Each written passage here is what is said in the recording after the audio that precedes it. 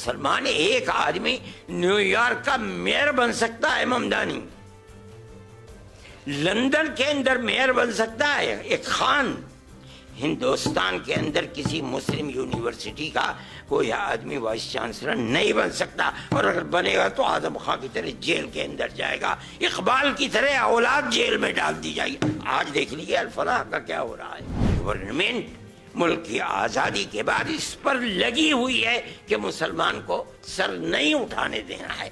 आज उसका नतीजा है कि लोग ये कहते हैं कि मुसलमान के अंदर लीडर जा रहे। क्या कहते हो तुम?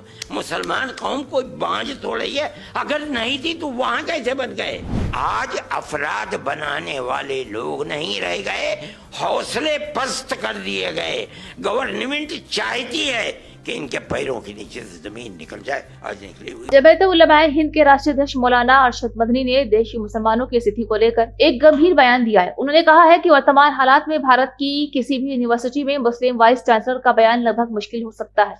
मौलाना ने अपने बयान में समाजवादी नेता आजम खान का उदाहरण पेश किया। उन्होंने कहा है कि अगर कोई मुसलमान किसी उच्च पद पर भी आ जाता है तो उसका अंजाम वही हो जो आजम खान का हुआ है। ये बयान भारत में समुदायों की स्थिति पर और राजनीतिक माहौल पर सवाल उठाता है। मौलाना अरशद मदनी ने कहा है कि मुस्लिम समुदाय को शिक्षा, प्रशासन और अन्य क्षेत्र में समान नहीं मिल रहे हैं। उनका ये भी कहना है कि नीतिगत और सामाजिक बदलाव के बिना स्थिति में सुधार मुश्किल है। मौलाना के बयान के बाद सोशल मीडिया और राजनीतिक गलियारों में चर्चा तेज हो गई है।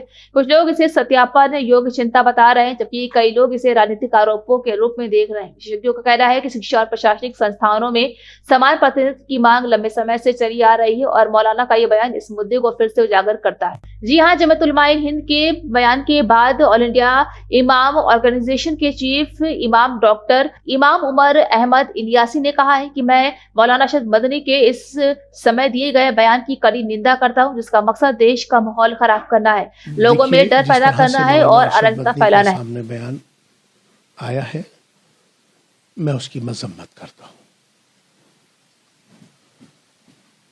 बहुत निंदा भी करता हूं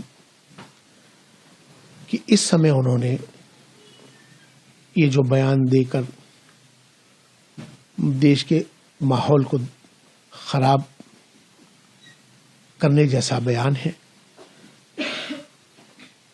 लोगों के अंदर डर पैदा करने जैसा बयान है, देश के अंदर अराजकता पैदा हो उसका बयान है। जिस तरह से वो एक जिम्मेदार संगठन के जिम्मेदार व्यक्ति हैं, उनको अपनी जिम्मेदारी का ध्यान रखते हुए इस तरह के बयान नहीं देने चाहिए थे।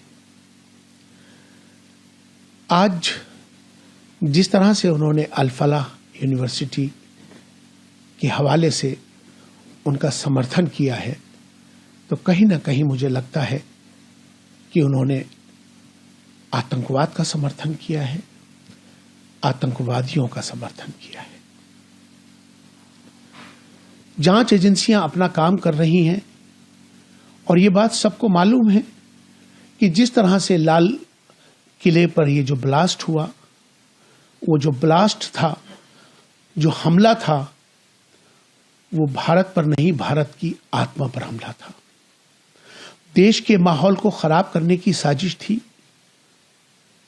और जिस तरह से तीन बड़े उसी अल-फलाह यूनिवर्सिटी के तीन जो लोग पकड़े गए हैं, वो उस अल-फलाह यूनिवर्सिटी के ही लोग हैं।